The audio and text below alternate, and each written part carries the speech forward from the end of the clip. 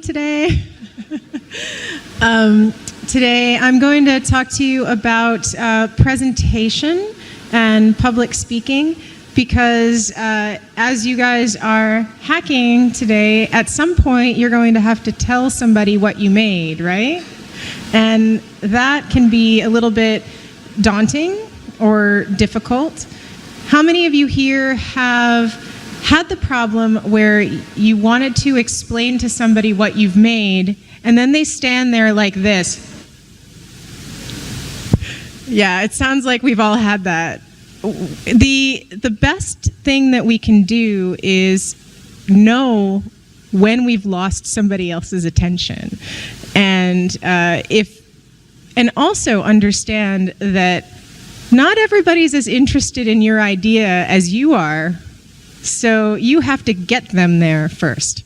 So there's a couple of tips that I'm going to give you to help you with that. First off, be yourself. Whenever you're talking to someone, the first and most important thing is to be yourself. Don't be somebody else.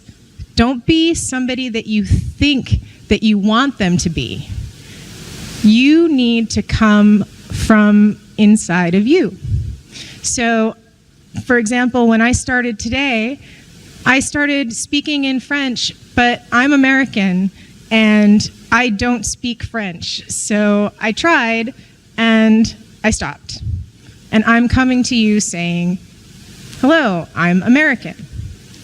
That's authentic. If I tried to speak to you in French, would you understand me? Probably not, because my accent would be terrible and I'd mess up the words. So instead, I'll speak as me up here and be who I am and accept who I am and give my message. The next thing is practice. Once you have a message to give, you need to let people know what that is, right? But the best way is to practice what you're going to say. If you just go out and say to somebody, oh my God, I have this amazing thing, and you'll just lose them immediately. If you're learning how to play an instrument, you don't just immediately become a virtuoso violinist the first second you pick up a violin. You start to learn the thing, you learn music, you practice scales over and over again, and you do things day after day, time after time. You repeat it until your message is clear. So once you know what you're going to do, then you practice it.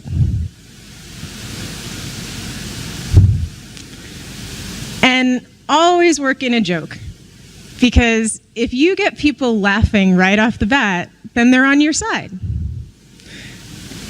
You want to start any kind of story, any kind of thing with an emotion of some sort. If people are laughing, then they're happy and they want to talk to you. It's really that simple. If you make somebody angry, what do? Probably going to leave you. If you don't make somebody feel something, then they're not interested enough to stay and listen. They might be polite and nod for a little bit and then find a reason to leave. But if they're nodding and happy and smiling, then they're actually going to want to know if you're going to make another joke, and they'll be waiting to hear what you say. And along with that, it's not what you say. It's not the words that you use. Communication is only about 7% words. 7% of what we communicate to people is the words that we use. The rest of it is nonverbal. So that's the tone of voice that we use, and our gestures, our actions. So if I was standing up here and you didn't know what language I was speaking, but I'm speaking in a pleasant voice, or I'm laughing and smiling and doing tumble salts across the stage, then you'd be happy and smiling too. But if I was up here doing this and being all nervous, then you would start to feel nervous for me. If I was angry and stomping across the stage, then you'd be like, why is she so angry? I don't understand. I don't think I like this person. So how you do something is very important in how you deliver your message. It's 93% of how you deliver the message. So when you're practicing, when you're doing that practice step, you don't need to focus on the words that you use. You need to focus more on how you're conveying that message. And if you are creating something for somebody to listen to, you have to give them something that they've never heard before. It's so annoying when somebody's talking to you and you've heard the same thing over and over again, isn't it? But if they just throw something in there that you've never seen before, like maybe a slide deck that has all animated GIFs in it that you never thought of doing, well, that's the kind of thing that people really listen to. They take note and they start to pay attention. And if you give them something new, even if it's not related in any way to what you're talking about, then they're more likely to pay attention. And being a presenter, presenting your information to someone, whether it's the thing that you're hacking on today, the thing that you're developing, or yourself, because you're always presenting yourself when you're introducing yourself to people, no matter what you're presenting. If you can give somebody something they didn't know before in a nice, pleasant way that doesn't make them feel small, then they're going to listen to you and keep talking to you. And you have to make sure that you continually get their attention. So when you are doing your pitch, make sure that you're constantly scanning to know if you've lost people, if you aren't, if people aren't paying attention to you, so that you have something that will grab them. If you haven't designed your pitch in a way that will grab attention, then you need to make sure that it does grab attention, because you are pitching. You are trying to make sure that they remember you. Whether you're the first or the last person, you want to make sure that they know who you are. And it's difficult to be remembered. It's difficult to stand out from the crowd when everybody's the Uber for something these days. But if you're the Uber for something that did a somersault across the stage while wearing a clown outfit, they're definitely going to remember you. I'm not saying to wear a clown outfit, by the way, but I do know somebody that did that. So if somebody's nodding, then you've got them. You've convinced them. So you should start focusing on those people, because they're now your allies in the audience. And now they will start to spread throughout the rest of the audience. You know why they're nodding? Because you haven't convinced them of anything. They already believed the things that you said, because they're things that they knew already. And now you're validating something that they believed. So now when somebody else says it, they're like, yeah, absolutely. So what you want to do is make sure that your message is simple enough that you will get people convinced immediately. And then that starts to spread. and that's called social proof. When people see other people nodding, they're going to start to nod. And they're going to start believing you, and then suddenly, you actually have a lot of people in your audience convinced of what you're saying, even if only one person believed you in the first place. If somebody asks you a question, repeat it. This is a very simple thing that most speakers forget. It's amazingly simple that if somebody asks you a question, you stand up on the stage and then repeat the question back so everyone can hear it. How many times have you been in a room where someone asks a question and then the speaker just answers it and you didn't hear what the question was in the first place? Yeah. So it can be annoying, and a simple thing that you can do is simply repeat the question so everyone knows what was asked. And then, not only do you get another nodder, you suddenly get a whole bunch of other people that now are on your side, that now have learned what the answer is, and you actually sound smarter. And of course, you need to smile. Even if you completely screw up everything that you were going to say, if you get on stage and you forget everything that you practiced, everything you knew, even your own name, and I've seen that happen too. If you're just up there and you smile, nobody's gonna know anything that you screwed up, because they don't know what was in your head. They don't know what you were gonna say before you got up there, unless it was your best friend who you were practicing with the whole time, and they were like, oh my God, the whole time. And you will have that, but you are there for them. You are there to deliver a message that no one else in the room knows. And that is your power.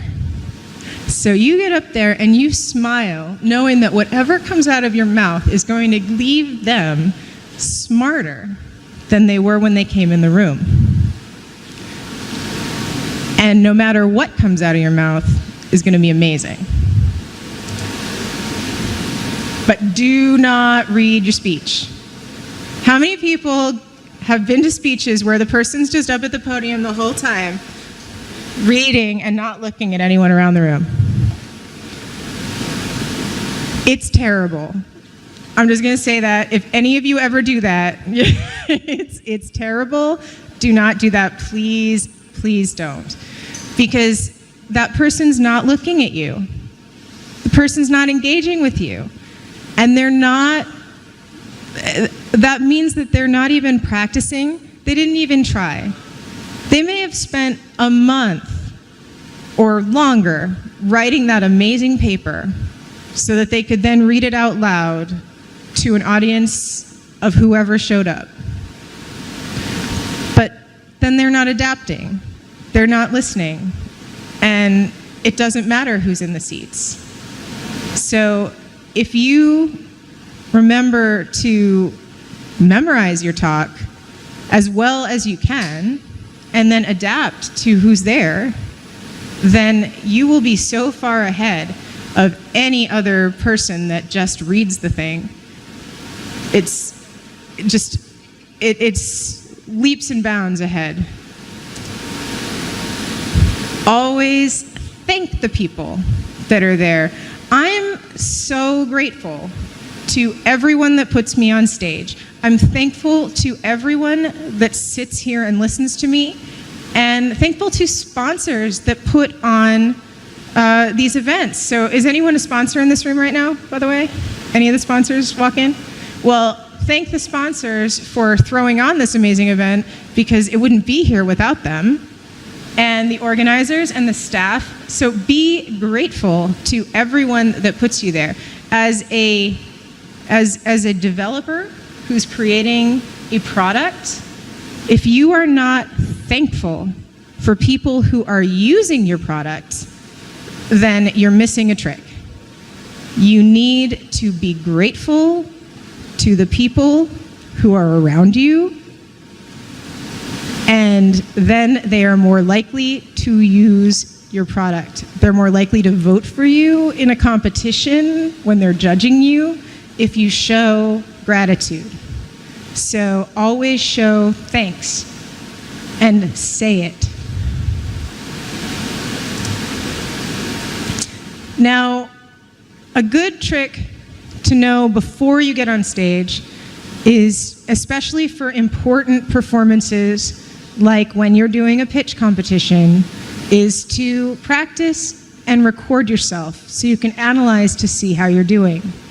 Now, we all have phones, we all have computers with cameras on them, we can take video of ourselves and we can watch ourselves back. So before you get onto the pitch, record yourself, see how it is, and analyze that. And then if you decide to keep going from today, you can take a video of yourself while you're actually on stage, see how you did, see how the audience reacted, analyze that, and make adjustments as needed.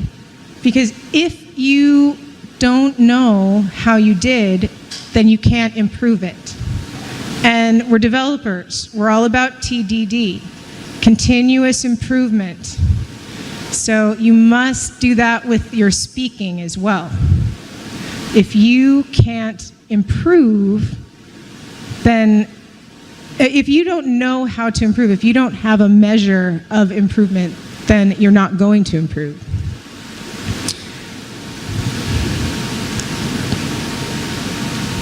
I don't think I need to say much about this one, but I will elaborate.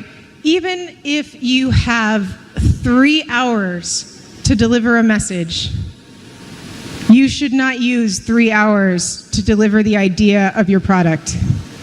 You should get it out as quickly and succinctly as possible. If your message takes 3 hours to explain, you're doing it wrong. People should understand what you're doing inherently. Does it take 3 hours to explain Google? Does it take 3 hours to explain Uber? No. So find the shortest possible way to explain what you're doing and then go from there. You can build up, but building down is hard. So keep it as short as possible at first, keep it succinct, and let people ask questions if they need. And gesture like crazy, because that, again, 7% of communication is verbal, which means 93% includes tone of voice and gesturing. If you don't understand English very well, you still understood most of what I was saying here because of the way that I'm talking and gesturing. So this is so key. If I'm standing here the whole time talking like this and doing this the whole time, which you've probably seen people do as well, it is not a very fun talk. It is not a very good pitch.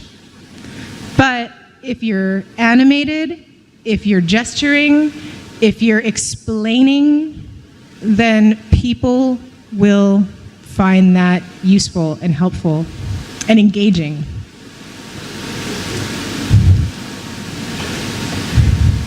This is a difficult one for me because I actually believe in using ums when you speak. So minimize ums, don't cut them out entirely, because ums make you sound human, but they also can make you sound unprepared if you use too many. So try to use as few ums as possible and count how many uhs and ums you use to make sure that you're not going over 10 in an hour-long talk. And it's difficult. It is really difficult when you first start talking, but if you're passionate, if you think about it, when you're talking to somebody directly, you generally don't use uhs or ums. So here's a trick. Find 3 people to speak to in an audience. and speak to them directly the entire time you're talking. That way, you won't stutter. You won't use us or ums, even if you completely forgot everything you were going to say. So this one, some people like Toastmasters will tell you don't use any us or ums, just minimize them because we're human and people expect to hear some. It's okay to improvise.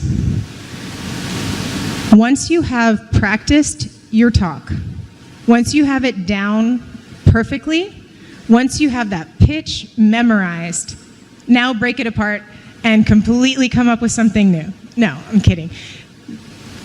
Make sure that if somebody does something like the ceiling falls from the sky and there's a penguin walking across the stage, that you'll be able to do something with that, that you're not going to get derailed by it. If you're only able to give a memorized talk, then it's not good.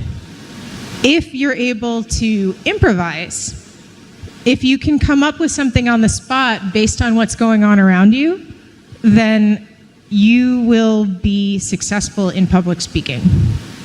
So the person who has a good pitch, but can also adapt to what's going on around them, will succeed. So I now want to open this up to questions to people. I know we have a long amount of time set for this, but it's really simple tips, and I really want to work with people who have pitches that they're working on and help them to make them better.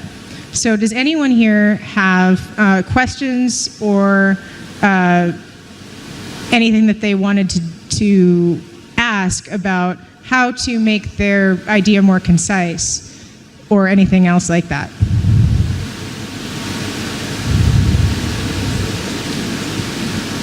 Yeah, and no? Anything?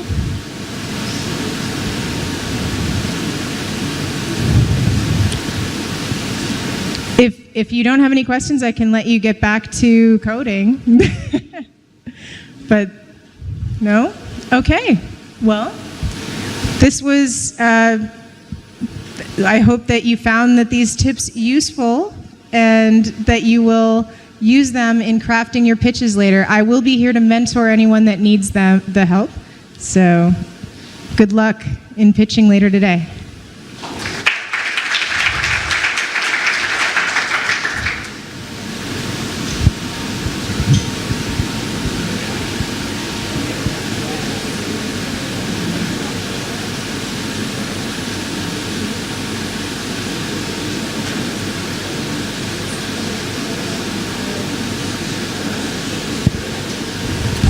Is there any questions?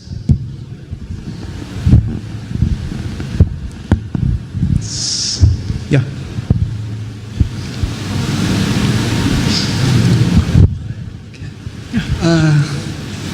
Okay. Thank you for your presentation.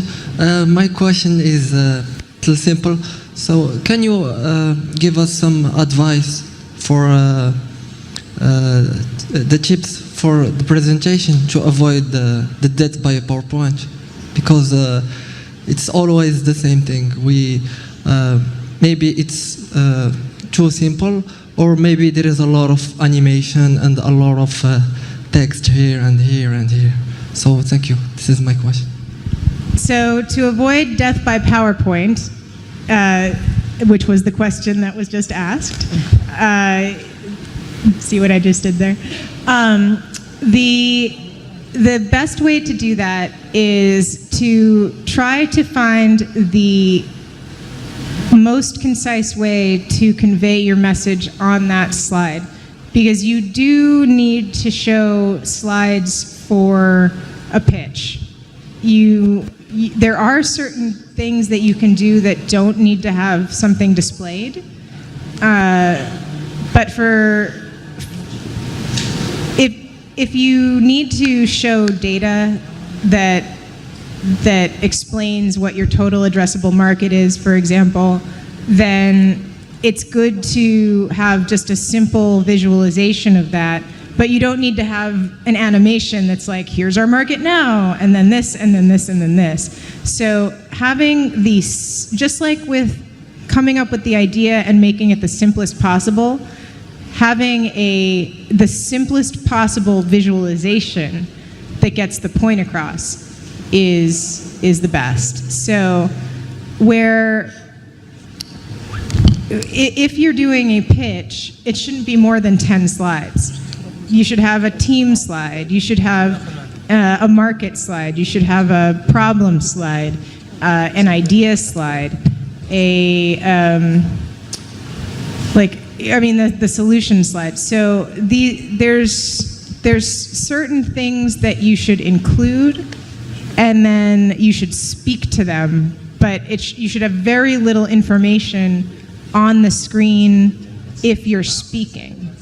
If you're going to be mailing somebody a PowerPoint, there should be a lot of information on it. But when you're speaking, there should be very little to be dragging it away from you.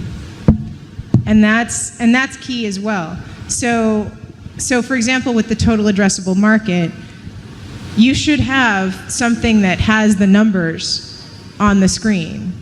Like, what is that market and who's the demographic? Something clearly showing that. Why is this going to make you money? Because if you're creating a product that has no customer base, then the first question somebody's going to ask you is, why on earth are you creating this product? And if your answer is because I'm creating it for me and I'm my customer, then that's completely valid, but it's not necessarily going to win you a pitch competition. So you're going to have to come up with a valid reason why this is commercial. And that's probably the most important slide that you could have. So if you missed that in your deck, like, I've actually seen people pitch with that as their only slide. Like, just, here's our demographic, here's who we're serving, and this is exactly how much money we can make from it. And then, boom, people understanding that in a visual way while the person is pitching around it without having to flip through a bunch of slides about other things that really don't matter. Now, if your pitch competition is about getting the right team together, then obviously you have to have that information. If it's about how did you create it's really what is the thing that you need to display, and then get that on there, but don't add extra frills. Don't have stepping through animations of X. Just that.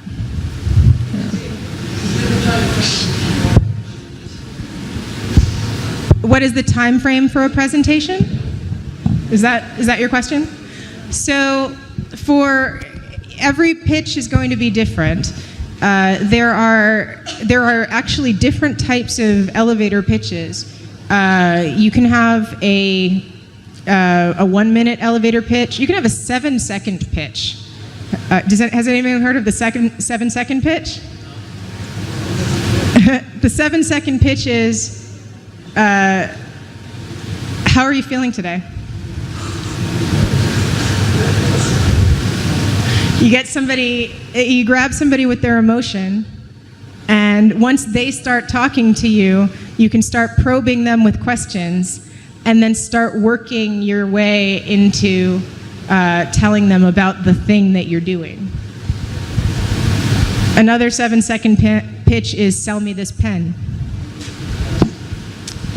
So you start doing that. But so pitches we're constantly pitching to each other, finding ways to work on things.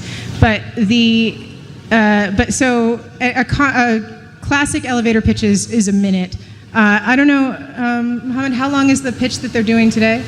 Like the 1 minute. You're doing a 1-minute elevator pitch later today. So you really need to have the idea, the kernel of that idea, who is it for, and why are you different in that? That's like, what is your idea? What problem are you solving? Who is it for? How are you different? And I always like to add, how much money is it possible for this to make?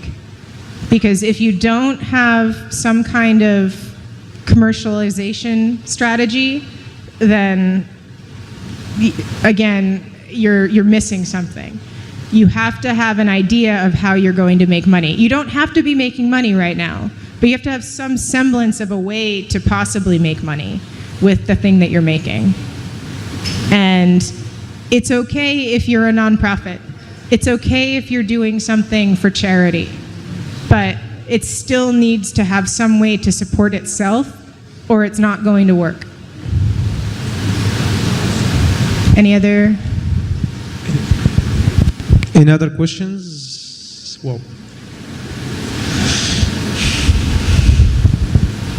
cool. Thanks, Heather.